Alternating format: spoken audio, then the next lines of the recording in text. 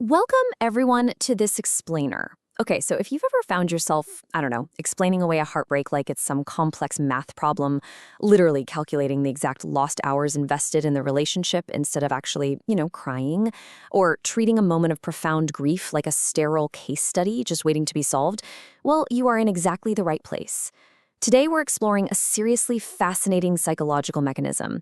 We're looking at how our minds process or sometimes elegantly bypass deep emotional pain.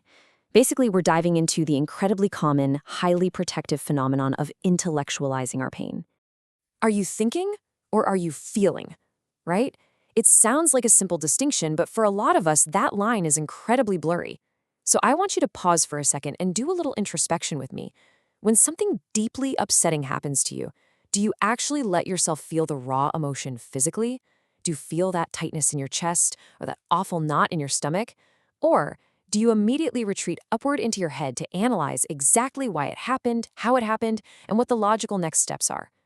This subtle, almost invisible shift from experiencing pain in the body to dissecting it up in the mind, that's exactly what we're unpacking today.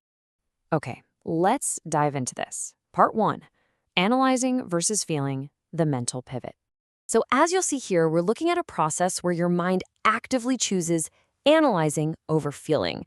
It's a mental pivot, really, a way of substituting an overwhelming, chaotic bodily experience with a neat, tidy mental exercise.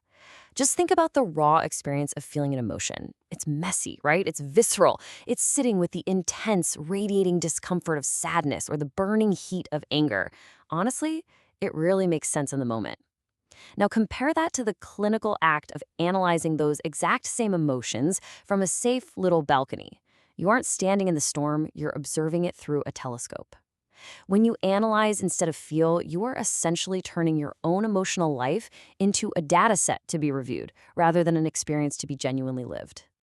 Moving on to part 2, Cognitive Distancing, Decoding the Mind.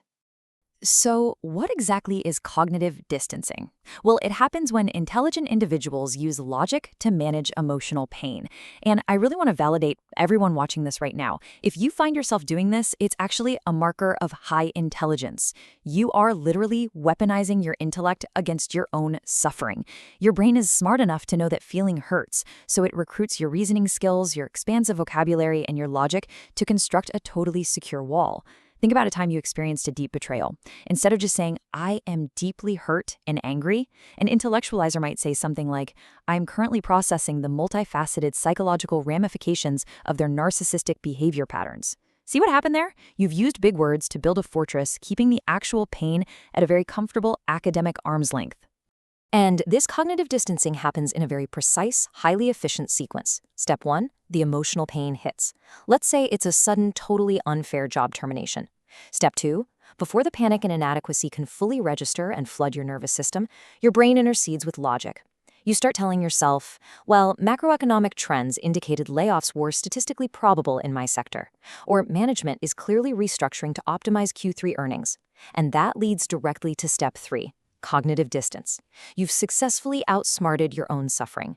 By turning a personal rejection into a purely economic analysis, you are now a neutral observer of your own life, rather than the wounded participant. All right, part 3. Shielding overwhelm, a protective phenomenon. So why do we do this? We don't do this because we're cold or fundamentally unfeeling. We do it because it protects against absolute overwhelm. It's like a giant emergency shutoff valve that prevents a total psychological system failure. When the sheer volume of grief or betrayal threatens to short-circuit your ability to function, to go to work, to take care of your family, or just simply to get out of bed, your mind throws up this intellectual shield. It is a brilliant, totally automatic survival strategy that keeps you moving forward when the emotional weight of the world threatens to crush you completely. And this brilliantly illustrates our core truth again. Intelligent individuals use logic to manage emotional pain. I want you to really absorb that. We so often think of avoiding our feelings as a weakness, right? Like it's a character flaw or a sign of emotional immaturity. But exploring this phenomenon shows us that it's actually a remarkably clever coping mechanism rooted in sheer logic and self-preservation. You are literally utilizing your strongest mental assets to keep yourself safe and operational when you're under absolute fire. It's a highly elegant solution to an unbearable problem. Now, we reached part 4, The hidden cost, emotional distance. Now, what's really interesting about this slide is the yes, but. Because there's always a but when we try overriding our natural human programming. This brilliant intellectual shield comes with a pretty sobering cost. We face a paradox of logic. On the one hand, yes, it protects you against overwhelm. We've firmly established how incredibly valuable that is. But on the other hand, the exact same mechanism creates vast emotional distance from others. You see, logic is inherently a solitary internal process. When you process a shared tragedy, a relationship conflict, or a profound loss purely through the lens of intellectual analysis, you're leaving the messy shared human experience of vulnerability entirely behind. You might be perfectly safe inside your head, but you are entirely alone in that safety. The grand tragedy of cognitive distancing is that being emotionally distant just becomes your default reality. The exact same impenetrable shield that keeps the pain out also keeps other people out. Imagine a scenario where your partner is crying, desperately trying to connect with you over a shared loss or a severe relationship hurdle. If you respond to their tears with a clinical, detached, analytical breakdown of the situation, maybe citing communication theories or historical precedents of the relationship, they simply can't reach you, and you can't truly reach them. You become unreachable. You're perfectly protected, sure, but entirely isolated within the fortress of your own intelligence. Which brings us to our final question today, and it's one I really want you to carry with you long after this explainer ends. Does your logic protect you, or does it isolate you? The true answer, of course, is probably both. The ultimate challenge for the focused learner, for the intelligent and analytical mind, isn't to just destroy the shield entirely.